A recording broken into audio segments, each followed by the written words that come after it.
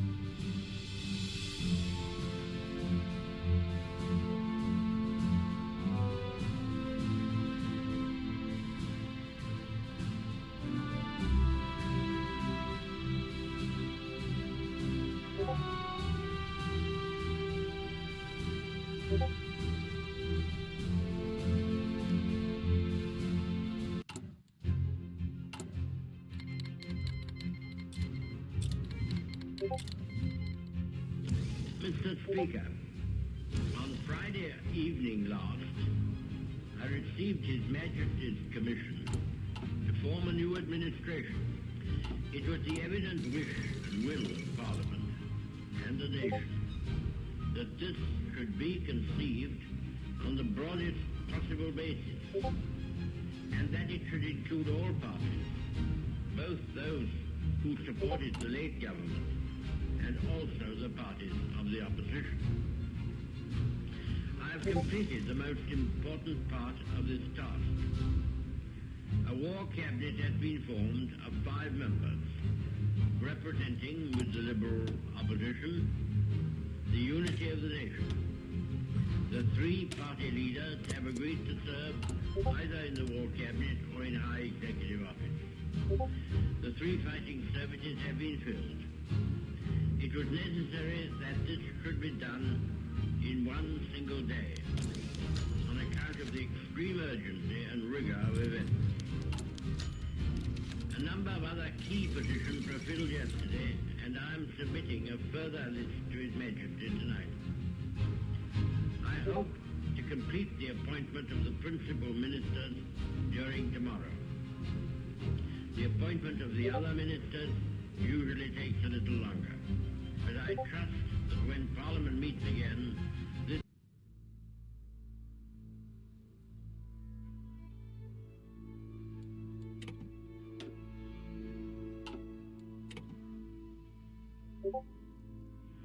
This was a great trial of strength between the British and German air forces.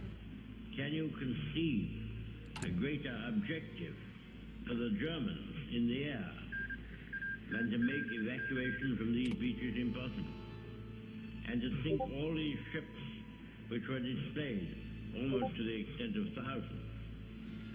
Could there have been an objective of greater military importance and significance for the whole purpose of the war than this? They tried hard, and they were beaten back. They were frustrated in their task. We got the army away, and they have paid fourfold for any losses which they have inflicted. Sir, when we consider how much greater would be our advantage in defending the air above this island against an overseas attack, I must say that I find in these facts a sure basis upon which practical and reassuring thoughts may rest. I will pay my tribute to these.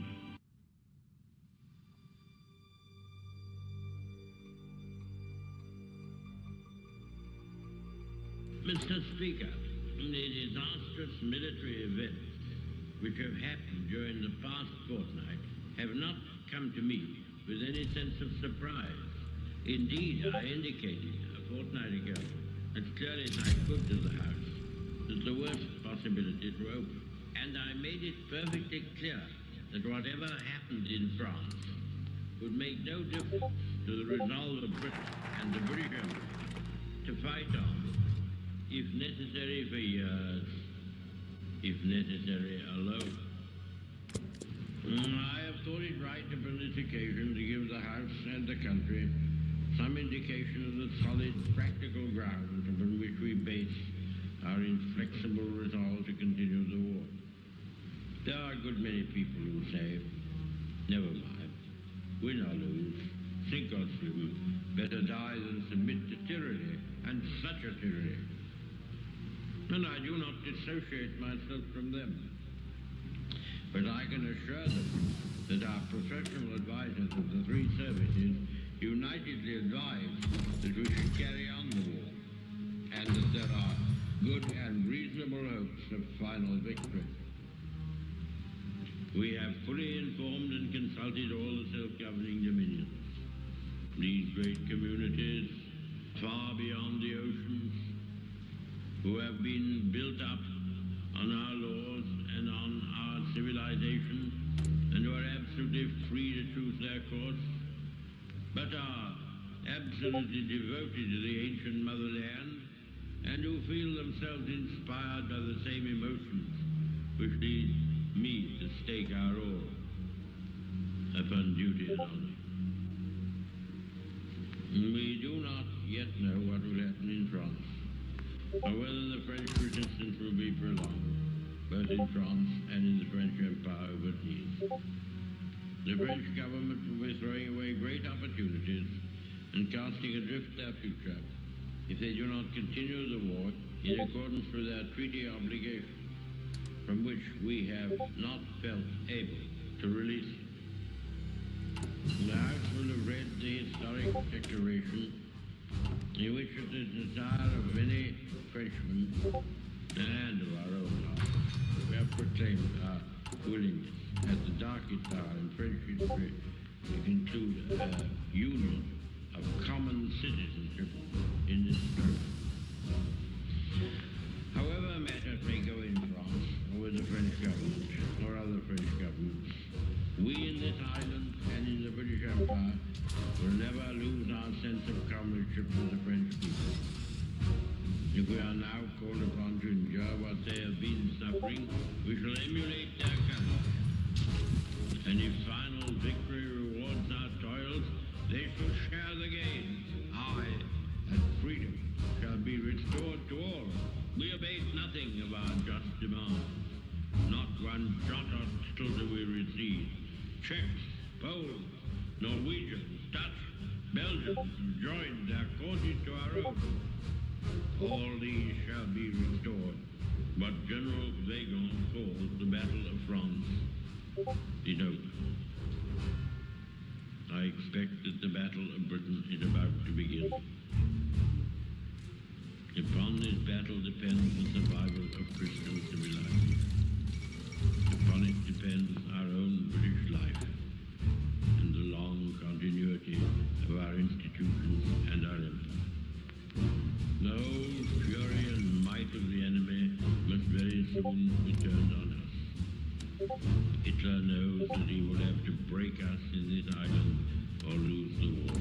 If we can stand up to him, all Europe may be free, and the life of the world may move forward into broad, sunlit uplands. But if we fail, then the whole world, including the United States, including all that we have known and cared for, will sink into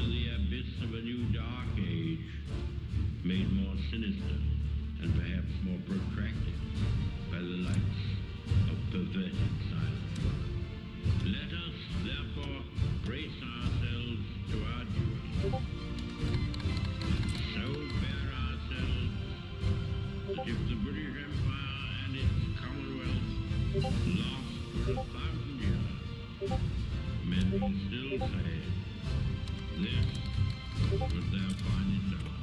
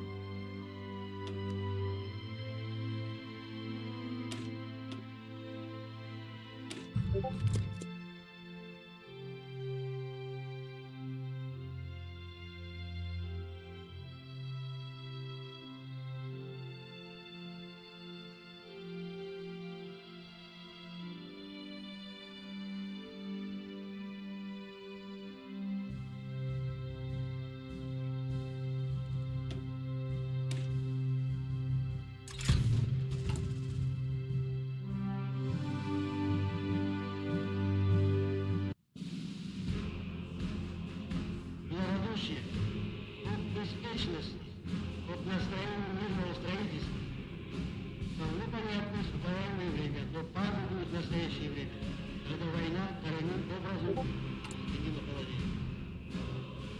Как жесток и неумолим, он ставит своей целью охват наших земель, перед нашим током, захват нашего зубра и нашей нефти, похоть их нашим трудом.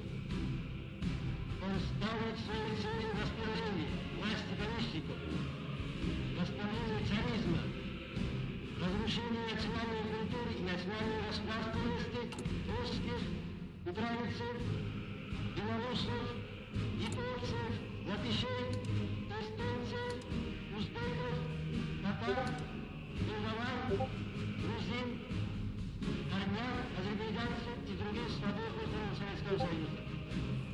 Их аннулирование, их превращение врагов немецких князей и баронов.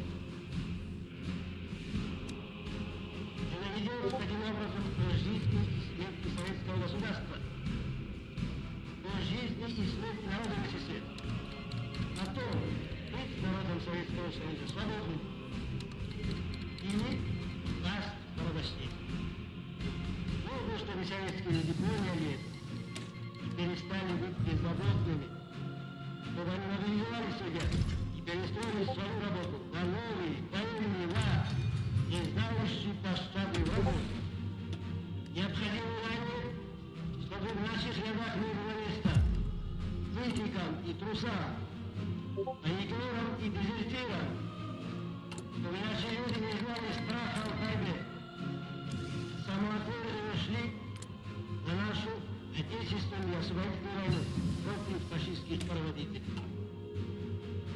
Великий Ленин, создавший наше государство, говорил, что основным качеством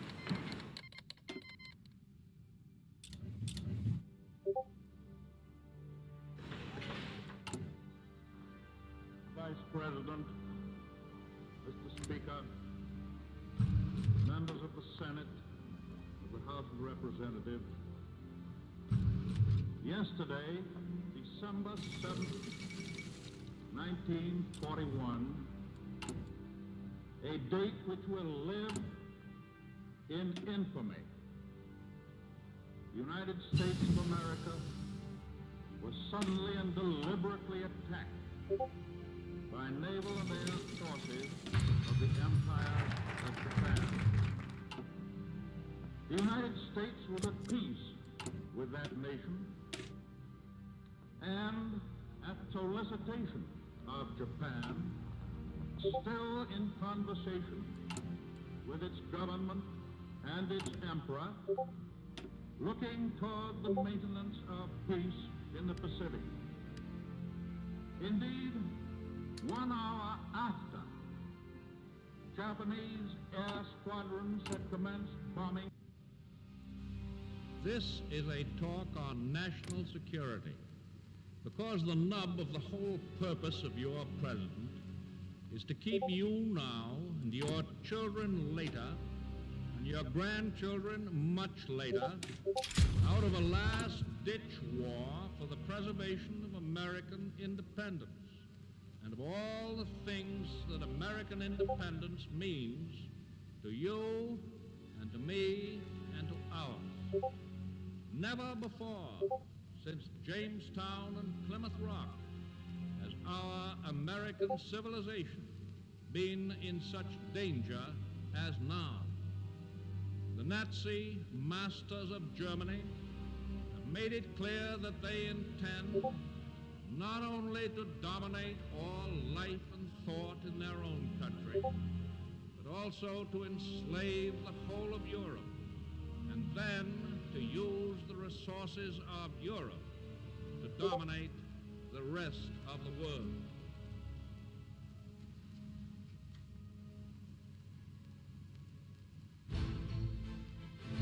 In view of the nature of this undeniable threat, it can be asserted properly and categorically that the United States has no right or reason to encourage talk of peace until the day shall come when there is a clear intention on the part of the aggressor nations to abandon all thought of dominating or conquering the world. The forces of the states that are leagued against all people who live in freedom are being held away from our shores. The Germans and Italians are being blocked on the other side of the Atlantic by the British and by the Greeks and by thousands of soldiers and sailors who are able to escape from subjugated countries. The Japanese are being engaged in China, in Asia, by the Chinese nation in another great defense. In the Pacific Ocean is our fleet, a gun loaded with explosive bullets, economic as well as military.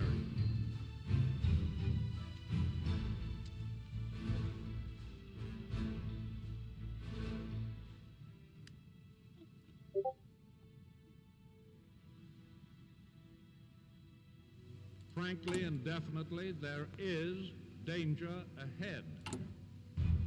Danger against which we must prepare. But we well know that we cannot escape danger or the fear of it by crawling into bed and pulling the covers over our heads. Germany has said that she was occupying Belgium to save the Belgians from the British. Would she hesitate then to say to any South American country, we are occupying you to protect you from aggression by the United States? Belgium is being used as an invasion base against Britain, now fighting for its life. And any South American country in Nazi hands would always constitute a jumping-off place for German attack on any one of the other republics of this hemisphere. We think of Hawaii as an outpost of defense in the Pacific, yet the Azores are closer to our shores in the Atlantic than Hawaii is on the other side.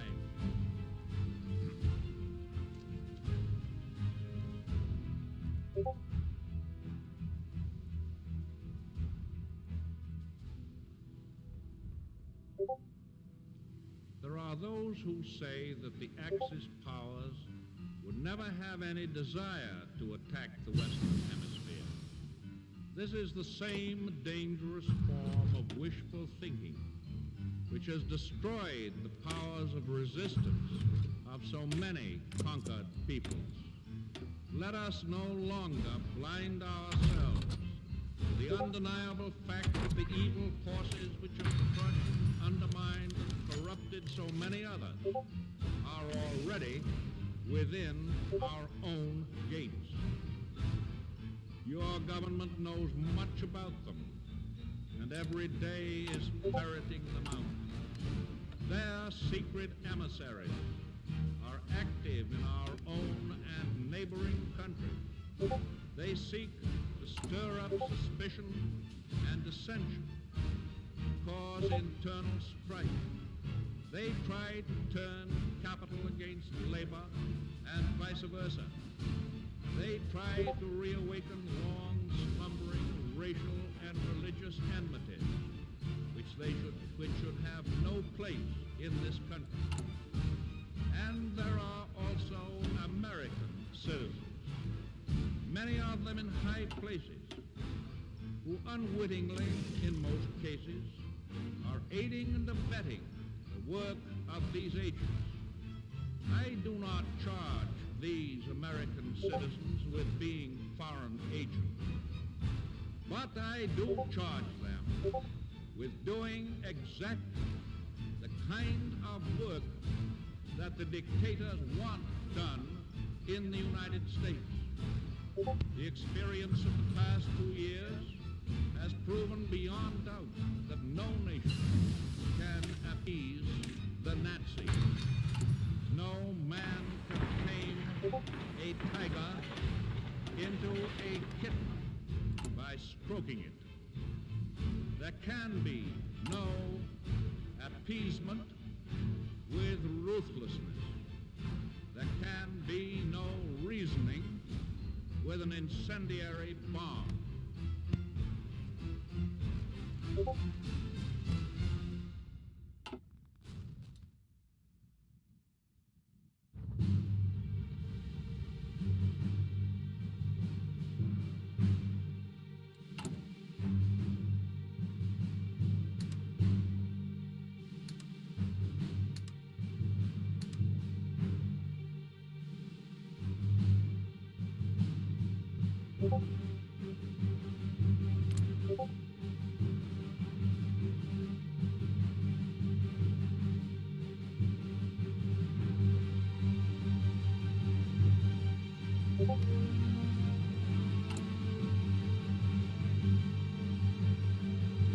Thank you.